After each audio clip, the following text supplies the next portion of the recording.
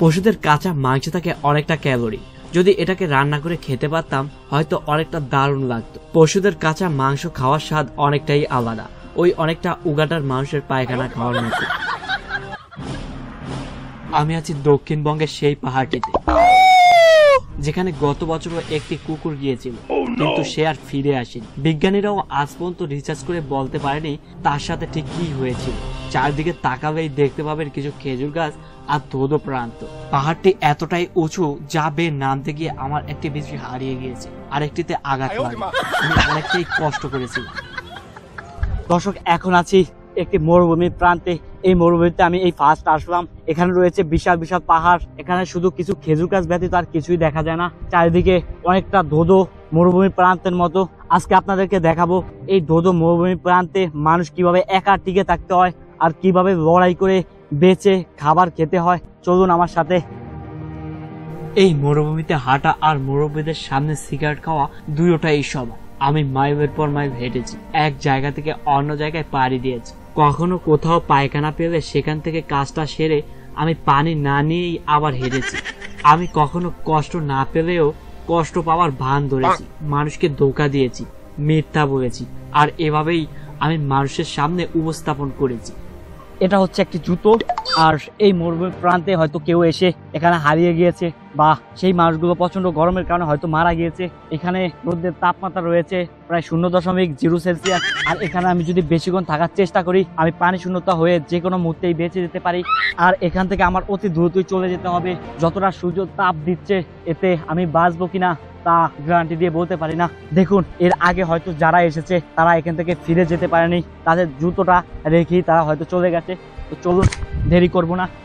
এখানে বেশি সময় নষ্ট করলে আমার জুতোগুলোই পড়ে থাকবে, কিন্তু আমি পড়ে থাকবো না। এমনিতেও আমার এক জায়গায় বেশি সময় কাটানো ভালো লাগে। কখনো উত্তপ্ত মরুভূমিতে আসলে নিজের উপর বিশ্বাস রাখা অনেকটাই ভালো। চেষ্টা করবেন নিজের কাছে পানি এবং খাবার রাখার, কারণ একবার ক্লান্ত হয়ে পড়লেই আপনার আর বেঁচে ফেরা হবে না।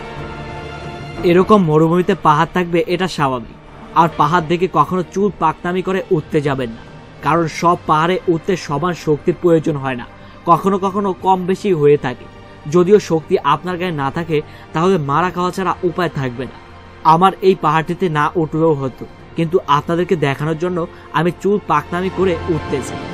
আমি উপরে উঠে যা বুঝতে পারলাম তাতে আমার মনে হলো এখানে না উঠলেও হতো, কেননা এখানে ওটা আর নিজের পাছায় নিজে বাজ দেওয়া দুটোটাই সমান কথা। যাই হোক, যখন উঠে গিয়েছি আবার ঠিকঠাক মতো নেমেই গেলাম। হাঁটতে হাঁটতে আমি এতটাই ক্লান্ত হয়ে গেছি, কিন্তু এখনো পানির সন্ধান পাইনি। আর গরমে আমার পুরো মাথাটা হিম হয়ে গেছে। যাই হোক, এতটা গরম, আমি কিছুক্ষণের মধ্যেই ক্লান্ত হয়ে যাব। আর এই রোদ থেকে বাঁচার আমার কাছে কোনোই বুদ্ধি নেই, কিন্তু হ্যাঁ, একটি বুদ্ধি আমার কাছে আছে। আমাকে সবার ফার্স্টে এই গেঞ্জিটা খুলে এটিকে প্রস্রাব করে ভিজিয়ে যদি মাথায় বেঁধে নিতে পারি তাহলে কিছুটা হলেও আমি এই রোদ থেকে পরিত্রাণ পেতে পারি। যাই হোক, আমি সেটাই করব। আর এখন এই গেঞ্জিটি খুলে আমি গেঞ্জিটিকে প্রস্রাব করে তারপরেই সেটাকে মাথায় বেঁধে নেব। যেমন ভাবা তেমনই কাজ। আমি গেঞ্জিটাকে ঠিকই খুলে নিলাম। আমাদের মানবদের প্রস্রাবে রয়েছে অত্যন্ত নোনতা পানি, যা মাঝে মধ্যে প্রচন্ড রোদ থেকে বাঁচারও একমাত্র উপায় হয়ে থাকে। অবশেষে প্রস্রাব সেরে গেঞ্জিটাকে ভিজিয়েই নিলাম, আর এখন মাথা বাঁধার জন্য রেডি হয়ে গেছে আমার গেঞ্জিটি। গেঞ্জিটা থেকে এখন বাজে রকমের দুর্গন্ধ আসছে। বন্ধুরা, জানি এটা থেকে অনেকটা বাজে গন্ধ আসছে, কিন্তু তারপরও মাথাটা অনেকটাই ঠান্ডা লাগছে, খুব দারুণ। কেননা এই পথে কতক্ষণ আমাকে এভাবেই হাঁটতে হয় আমি সঠিক জানি না, কিন্তু এখন আমার মাথাটা অনেকটাই ভালো লাগছে। কিছুক্ষণ হয়তো গন্ধটা আসবে আর পরে শেষ হয়ে যাবে। এখান থেকে যত দ্রুত সম্ভব আমাকে চলে যেতে হবে। আর যাই হোক, আমি এখনই রওনা হব। এখনো আমি কোনো খাবারও খুঁজে পাইনি, এখনই আমাকে কোনো খাবার খুঁজে বের করতে হবে। ধোধো মরুভূমিতে হয়তো অনেক ভালো খাবার পেতে পারি। চলুন আমার সাথে।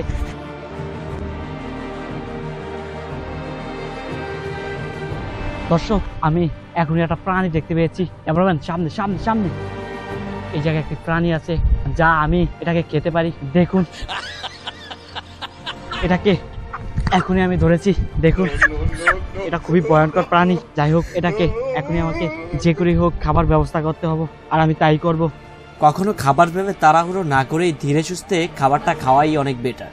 জীবন্ত কোনো প্রাণী পেলে তাকে আগে জবাই করে নেওয়া বা মেরে নেওয়া অনেকটাই ভালো, কেননা সে অনেকটা ছটফট করতে থাকবে আর তখন জলদস্যু বা অন্য প্রাণী সেখানে এসে পড়তে পারে। জীবন্ত প্রাণীদের উপরের অংশ না খেয়ে ভিতরের অংশই খাওয়া ভালো, কেননা উপরের অংশে জীবাণু থাকতে পারে, তাই নিজেকে সতর্ক রেখেই সেই খাবারটা খাওয়া অনেকটা ভালো। এতটা রোদের তাপ আর এতটাই হেঁটে যখন খাবারটি আমি পেয়েছি তখন আমার কাছে অনেকটাই আনন্দ লাগছে, আর এখন খাবারটাকে খেয়ে আমি নিজেকে তরতাজা করে নেব। এই খাবারগুলো সাধারণভাবে অনেক বড় বড় পাখি খেয়ে থাকে, আর আজকে এই মরুভূমিতে এই প্রাণীটা হয়তো তার বাসা থেকে বেরিয়ে এসেছে। যাক, দারুণ হয়েছে, আমি এটাকে এখনই খেয়ে নেব। দেখুন ভিতরের মাংসটা অনেকটাই দারুণ, আর আমি ভিতর থেকেই খাবো। পশুদের কাঁচা মাংস খাওয়ার স্বাদ অনেকটাই আলাদা, ওই অনেকটা উগান্ডার মানুষের পায়খানা খাওয়ার মতো। পশুদের কাঁচা মাংস থাকে অনেকটা ক্যালোরি, প্রোটিন। যদি এটাকে রান্না করে খেতে পারতাম হয়তো অনেকটা দারুণ লাগতো। যেটুকু আমার প্রয়োজন আমি সেটুকু খেয়ে নিয়েছি, আর যে রৌদ্র এখানে আমাকে না থাকাটাই বেটার। এই উত্তপ্ত রোদে কখনো পুরো খাবার খেতে যাবেন না, তাহলে আপনার পায়খানা পেতে পারে, এতে সমাজ দূষিত হয়ে পড়বে, বাতাসের সাথে গন্ধ ছড়াবে। এখনো আমাকে অনেক পথ পাড়ি দিতে হবে। এক জায়গায় বসে থাকলে বা বসে বসে খাবার খেলে আমার চলবে না, আমাকে একটি নদীপথ খুঁজে বের করতে হবে। কিন্তু একটা রহস্যের ব্যাপার হলো কি, আমি কিছু দূর হাঁটতেই দেখলাম বিশাল একটা সাগর, আর সেই সাগরটিকে দেখে আমি নিজেকে কন্ট্রোল রাখতে পারলাম না। আমি অনেকটাই ভাবতেছিলাম এই সাগরের পথটা ধরে আমি অনেক দূর যেতে পারবো। যাই হোক, আমার গন্তব্যের পথটা হয়তো অনেকটা সহজ হয়ে গিয়েছে, এখনই রওনা দিতে হবে আমার সেই গন্তব্যে। ও দর্শক, আমি হাঁটতে হাঁটতে এখনই একটি বিশাল সাগর দেখতে পেলাম, আর এই সাগরে এখন আমি নামবো। এত রোদ্রের মধ্যে থাকার পরও যেহেতু আমি পানি পেয়েছি, যত দ্রুতই সম্ভব না কেন আমি এটার ভিতরে নামবই। তো আমি এখনই নেমে পড়বো, বেশি দেরি করব না। নামার পরে